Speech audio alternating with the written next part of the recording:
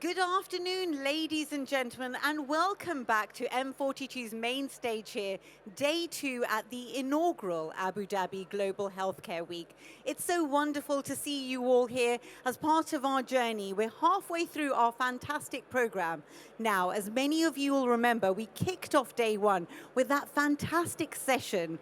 This year, M42 is partnering with the Longevity Forum in London, and we had co-founder Jim Mellon, part of our audience today, on stage with us, giving us the overview. Now, we're very welcoming of the family of the Longevity Forum throughout our 3-day program. And now, without further ado, I'm going to invite the co-founder of the Longevity Forum, Professor of Economics at London Business School, Andrew J. Scott. Please join me on stage. Hi. Andrew, thank you so much for flying in, especially here, Abu Dhabi, the heart of the UAE. Now, before we delve into your subject area, the longevity imperative, I love that title. That's a good one. Andrew, you've kindly given me a bit of an insight in terms of your relationship with the UAE. Share this with our audience. I've been coming here. I think the first visit was 1997. So the skyline has changed an awful lot. It changes every time I come here. London Business School has a campus in Dubai. I've come out 4 or 5 times a year, and I've done various bits of work with different parts of the government, the Ministry of Foreign Affairs, the Crown Prince's Court. So yeah, it's one of my favorite places to come to. It's wonderful to have that insight. And over those years, what are some of the big trends? What are the big changes that you've observed personally? Well, one of the reasons I love coming here is I'm a macroeconomist, and kind of what's happening to the world economy, you can feel it here. I mean, literally, you can see GDP growth happening all around you, which is not something you see in Europe. And I'll be talking about big trends that change the world, and this is a region that embraces those big trends. It says, wow, the future is going to be different from today. How do we change? I think those are such astute words you use there, embracing change. And also, I feel, as someone who is a Brit, but living here for the last 11 years, there's a real appetite to learn and exchange knowledge. I hope so. I hope my students agree with me. I teach them an awful lot. So, yeah, I think they have an appetite to learn, or they're just faking it very well, but I think they do. Well, I'm going to allow you to take over the stage, but before I do, Andrew, you have a new book out. You're on a book tour, so give us some details about the book and where we can find out some information. Well, you're going to hear a lot more about the book.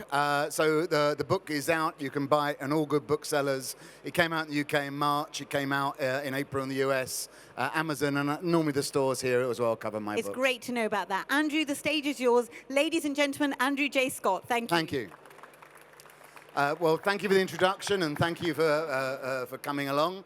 I'm a macroeconomist, and I'm increasingly obsessed with longevity and aging. Once I start thinking about this topic, I think it's very hard to think about anything else. But I got a bit of a frustration, because working in a business school, I kind of talk about the big trends that shape the world around us. And I hear a lot of talk about AI and climate change and how we need to adapt and how we need to adjust to ensure our future is a good one. But when it comes to longevity and aging, I hear much less. Although in this part of the world, I hear increasingly more, which is very, very good. So I wrote a book to try and change that. The Longevity Imperative says this is a topic that is hugely important for our individual and collective future. And it denotes a very sharp change in humanity, in society, and of course our health system. So in a way, what I want to try and explain to you today is how a lot of the issues that are being discussed here as at the frontier is the health sector emerging into a very different world. And of course, it's not just the health sector that's going to be transformed, it's the financial sector, it's our careers, it's the economy, it's our culture and our philosophy. And what we have to adapt and adjust to is a longer life. And that's the simple truth I want to focus on. But my goodness, that leads to enormous changes in what we do, and particularly the health sector. So as I say, this is up there with AI and climate change, and my personal crusade is to get governments, firms, and individuals to recognize we need to talk just as much about adapting to longevity as to climate change and AI. I mean, it's kind of ridiculous I have to make the point, but what could be more important for your own future than how you age? It's just obvious. And we never talk about adaptation and adjustment, because instead we talk about an aging society. And this is what I'm really keen to get rid of. When I say an aging society, how many of you get excited? No one gets excited about the concept of an aging society. We have medicalized old age to see it only in terms of decline. We underestimate the capacity of old people. And in my own profession, economics, an aging society is a code word for bad economic news. Because older people don't work, they need a pension, they get ill, and it's a problem. There's none of the question about how do we adapt and adjust to make the most of longer lives. It's all about adapting and adjusting to care homes and adult diapers. And we've got to be more ambitious about it. This is a unique moment in human history. But this is the aging society story. What you'll see here is a world population according to the United Nations. There's been this enormous population increase. But the other thing everyone comments on is you draw a line going across at, say, 65. And what you notice is there's a lot more older people, and there's a growing proportion of older people. For the first time ever, globally, there's more people aged over 65 than under 5. I never quite know what to make of it, but that's the aging society. Every country around the world is seeing a fall in its fertility rate, more people living for longer, the average age of society increasing, and a high proportion of older people. Whether it be the UAE, whether it be Egypt, whether it be the UK and Italy, Japan, China, around the world, everyone has an aging society. And this is seen as bad news. And in seeing as bad news, I want to tell you about another miserable demographer. This is Thomas Malthus, a very famous demographer, political scientist. And in the late 1700s, he wrote a book called An Essay on the Principle of Population. And it was really miserable. Because what he famously said was, population grows exponentially, but the ability to create resources grows linearly. And what the consequence of that is that we're going to have a real problem with population size. Population will outstrip our ability to support it. And the result will be lots of famine, lots of disease, lots of war, lots of pestilence, and lots of death because we were having too many people to be alive. Now, Malthus wrote his book in 1798 when the world population was just under 1 billion. Last year, it reached 8 billion. So although Malthus said there's a limit to the world's population, and although we're conscious of that right now with environmental issues, it's pretty clear Malthus was wrong. We went from having 1 billion to 8 billion people. So how do we beat Malthus's dismal demographic story? How do we sort out the fact that we can go from supporting a population of 1 billion to 8 billion? Well, basically, the Industrial Revolution happened. We had human ingenuity, we did innovation, we did investment, and we built new institutions. And all of these things made us more productive. New technologies meant we could be more productive. That meant we had more resources, so we could support a larger population. And not only were we more productive, we had more money left over to invest in health and education. And so we saw this huge increase in the population. We forgo that negative demographic implication. Why am I talking about this? Well, what are we going to do in terms of solving the problem of longer life? Because the longer life story is always given a negative spin. It's we're living too long. We've got a pensions crisis. We can't support the resources for that longer life. We're outliving our health, so we are condemned to be ill in our later years. And we just sort of say, oh, this is a massive problem. But it's not. It's one of the greatest achievements of the 20th century. Fewer children dying in infancy, fewer parents snatched away in midlife, more grandparents meeting their grandchildren. But there's none of the story about adapting and adjusting that we hear with AI and we hear with climate change. It's all about care homes and adult diapers. But what about doing what we did to beat Malthus's negative prognostication? What about having some human ingenuity? Let's think about how we can change how we age through cracking the biology of aging. Let's think about investing to ensure that we are healthier and productive for longer, rather than see our productivity decline. Let's not underestimate the capacity of older people and our later years through ageism and designing institutions that exclude them from much of what we want to do. How do we innovate, and how do we create these new institutions to ensure that life isn't just longer, but healthier and productive for longer? And that's what the longevity imperative is about. Because it says, let's go back to this chart And instead of drawing a line across and saying, wow, look at all these old people, draw a line going upwards. And if you draw a line going upwards, what you see is a really big change is not just that there are more old people, but the chance of the young and middle-aged becoming old is now incredibly high.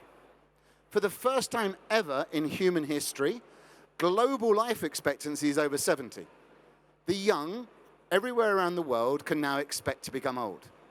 In high-income countries like the US, UK, and the UAE, 50% of children born today are expected to live into their early 90s under pretty conservative assumptions.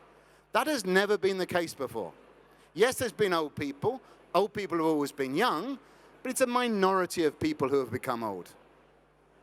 So I live in London. The weather's very different from here. I always have to look at the weather forecast to see if it's going to rain. If there's a 10% chance of rain, I don't bother with an umbrella or a raincoat. If there's a 30% chance of rain, I pack one of those small umbrellas in my bag. And if there's an 80% chance of rain, I've got a big raincoat and a big umbrella with me. Why am I talking about London weather? 10%, 30%, 80%, that's the chances of a 20-year-old in Sweden making it to the age of 80 in 1851, 1951, and today. What we've got to do is prepare for the thing that is now most likely. We don't prepare the things that are unlikely. That was old age in the past. Now it is likely. The majority of you will live to become into your early 90s. And the thing is, we worry about that. We worry because now we're likely to become old, but we fear outliving our health, our wealth, our finances, and our sense of purpose. So that is the longevity imperative. What are you going to do now to age well? Sure, you can start to age better when you're 80. It's a lot better to do it earlier. And this is what is new, because for most of human history, we didn't expect to live that long. It was only a minority of people who became 90. Now it's the majority. This is the most important health challenge that everyone in society now faces, to age well. But of course, because it was always a minority outcome, we haven't created the institutions. We don't invest in our future. We don't invest in lifelong learning. We don't maintain our productivity. We have ageism around, which means that we don't have the institutions, the policies, the social norms to support a long life. Now, one of the challenges of a long life is that I've only got 8 minutes to go, so even though we're living for longer, I'm running out of time. But let me tell you about a few things I think are important for this group. The first is, a first longevity revolution is coming to an end. We've now been hugely successful. The majority of the young can expect to become old. Global life expectancy is over 70. A second longevity revolution is beginning, which is going to focus on changing how we age. We've got to make sure that we are healthier for longer. We've got to make sure that we are engaged for longer. We have to design a three-dimensional longevity dividend. Medicine's done a tremendous job in the 20th century of increasing life expectancy. It hasn't done anything for those bottom two. We've got to make sure that health span catches up with lifespan, and we've got to make sure these extra years aren't just longer and healthy, but we can produce the resources we need over our lifetime to finance it, and we've got opportunities to be engaged and have a sense of purpose. And that involves a fundamental redesign of life. I talked very briefly about health. It seems appropriate given the setting. This is some work I'm doing with David Bloom at Harvard. You can think about diseases in terms of the age at which they appear, their incidence. And you can classify them into 4 groups: infant, early adult, late adult, or aging-related diseases like dementia, diabetes, cancer, cardiovascular disease. And what this chart shows you is that now, for the first time ever in human history, the biggest part of the global disease burden is aging-related diseases. This is now our biggest health challenge. This shows you that for a child born anywhere in the world, even in low-income countries, the biggest lifetime health burden they will face is aging-related diseases. We've been remarkably successful at lowering mortality in early ages. We're now living to older ages. It is aging-related diseases that is already and will become ever more our biggest health burden. This shows you what are called survival curves, the probability of living into older ages, and the green line shows you health. If we carry on increasing life expectancy, but we don't do anything about how we age, we're going to have ever more years at the end of life in ill health. We do not want to be ill at the end of our life. We want to be healthy. And that is the most valuable thing. But that means targeting the aging process itself. We've achieved these gains to life expectancy by focusing on diseases, by intervening when someone gets ill. But with aging-related diseases, if you intervene when a disease is sufficiently far advanced that it starts to manifest itself in limiting what you can do, it's too late. It's also too late because the first time you get one of these aging-related diseases, another one's going to happen even more quickly. You get multi-morbidities. We've got to focus on biological source of aging, a biomarker that predicts what's going to happen later to our several diseases. That could be biological age, it could be measures of obesity, it could be measures of blood sugar, but we've got to start on the biomarkers and then we can stop multiple diseases. And what's remarkable about that, and this I'll show you some results of some work I've done with David Sinclair at Harvard and Martin Hassan of Oxford, is just how big the gains are. Because if you can slow down aging, you reduce the impact of multiple diseases, which is great, because you sum across lots of illnesses. But it's not just that that happens. There's something unique about aging-related diseases, which is that unlike other diseases, which tend to either make you ill or kill you, aging-related diseases do both. And why that's important is if you can slow down those aging-related diseases, there's a complementarity. You don't just live longer, but you also get a better increase in the quality of life. That's unusual amongst diseases. And again, that's why tackling aging-related diseases is so important. But of course, this is a great quote by the British poet W.H. Auden. It's a fantastic photo as well. And Auden says, "Health is a state about which medicine has nothing to say." Now, I know many of you are medical people here. I hope you're not too offended, but you can see the point he's making. I was talking to a cardiologist the other day. They said health is just an incomplete diagnosis. Something will happen and then we can do something about it. So we don't have a system based around health. One of the great ironies of life is the World Health Organization is responsible for the international classification of diseases. That seems a somewhat strange thing if you're going to focus on health. So we need a system that's focused on health. A system focused on prevention, not intervention, and that's why I've seen so many presentations here around this. But of course, can you do that within the current health system, or do you need to add something onto it? We've done fantastic innovation in intervention. We now need to do fantastic innovation in prevention. We've got to shift from a disease model to a focus on health and aging. The patient is going to have a huge role to play. David Cutler from Harvard says the most unused resource in the current health system is the patient. That has to change if we're going to be doing preventative health. But the other thing I want to tell you is that we won't be spending less money on health in this world. We'll be spending more. Health is a luxury good. It rises as a share of GDP. But what we've got to start doing is not spending more and more on health, on bad health outcomes. We've got to spend more and more money on achieving good health outcomes. Yes, I'll spend money to be looked after if I get dementia. I will spend a fortune to avoid getting dementia. And that is what I call the evergreen society. How do we pay for this? Well, increasingly with an aging population, health and wealth are the same thing. I just show you this chart here for the UK. It's very similar for many countries. Employment falls from the age of 50. We've got to keep people in work from 50 to the retirement age.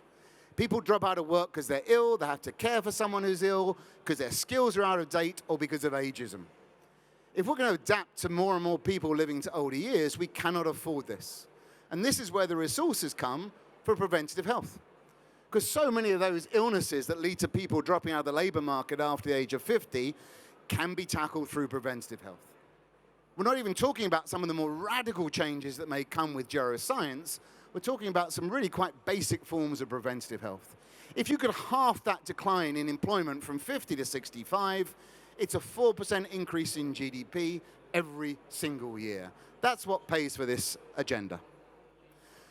I hear a lot of talk about an aging society and a silver economy. Basically, if the aging society is negative, the consultants come along and say, hey, here's a silver economy. It's all these people aged over 65. They're going to spend a lot of money. And then the next slides tend to be about cruise ships and things like that.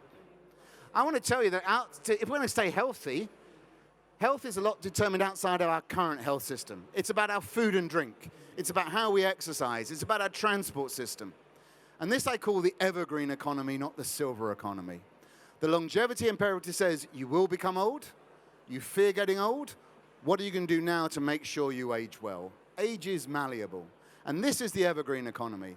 It's the most valuable thing to age well. How do we get the products and the services to make us do that? This isn't about care homes. This is not about cruise ships. That is indeed a marketplace, but this is a market for everyone. An aging society begins when you have lots of people aged over 65. A longevity society begins when you have lots of people who will live to be over 65. And this is what makes the evergreen economy so important. Let me just wrap up with a few points. We're entering a radical new moment for human history. This is a wonderful topic. It's about whether you should eat breakfast in the morning, what we should do with pensions and retirement, how do you manage your career, but also this point here. The first longevity revolution is coming to an end. Life expectancy is 70. We're now going to focus on changing how we age. And what's interesting is when we made progress with infant mortality, the more progress we made, the less interested we were in infant mortality, because it was no longer there. We started to focus on midlife mortality. The more progress we make on midlife mortality, the less interested we are, because now everyone's living to old age, and we're interested in aging-related diseases. Aging-related diseases are those ones where the likelihood of getting them increase with age. The better we get at aging, the more we're going to push that back, but it'll always be there ahead of us. And so the better we get at aging, the more we're going to want to age even better. So if we can reach our 90s in a good state of health, bring on 100. If we're in 100, who wants to reach 110? But if we can be well in our hundreds, bring on 110. This is what's at stake with the second longevity revolution, a battle between human ingenuity and whether we can influence how we age biologically, and human biology, how malleable it is. But this is a radical moment. The better we get at aging, the more we value further improvements in aging. I don't know where that takes us. In the next 5 years, probably not very far. Over the next 200-300 years, it's going to change human existence. We now have the need to change how we age, because this is now the outcome for the majority of us. We now have to focus our institutions on aging well and supporting a long life. And what's wonderful about this topic, it's about everyone, it's about the whole population, and it's about you. And 80% of how you age is down to your behavior and your environment. 20% is genetic. Two observations to make from this. First of all, inequality is a problem. We have to have government policies making sure that everyone ages well. The second thing, though, is, wow, behavior and environment, 80%. All of you people out there providing goods and services, you can affect how we age, and 80% of it is malleable. And so the question is, everybody, what are you going to be doing to be evergreen? Because this is now our longevity imperative. You are likely to get old in a way that no one's expected before. You fear getting old. What do you do now to age well? Thank you.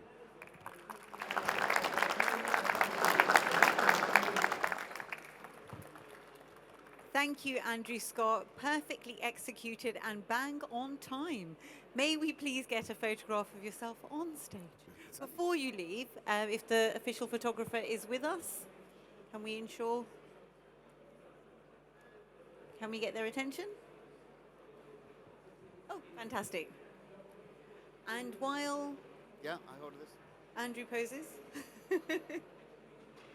I'm going to also ask our Longevity Forum friends that are with us, let's take a photograph on stage.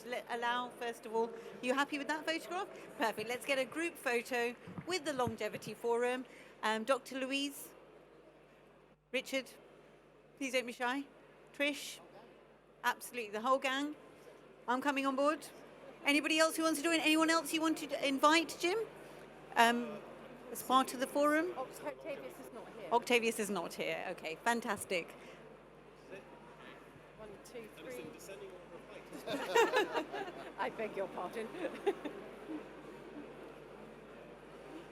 Ladies and gentlemen, please give them all a big round of applause. Thank you so much for joining us here at the main stage. We're back in 2 minutes with a very exciting panel discussion. Thank you.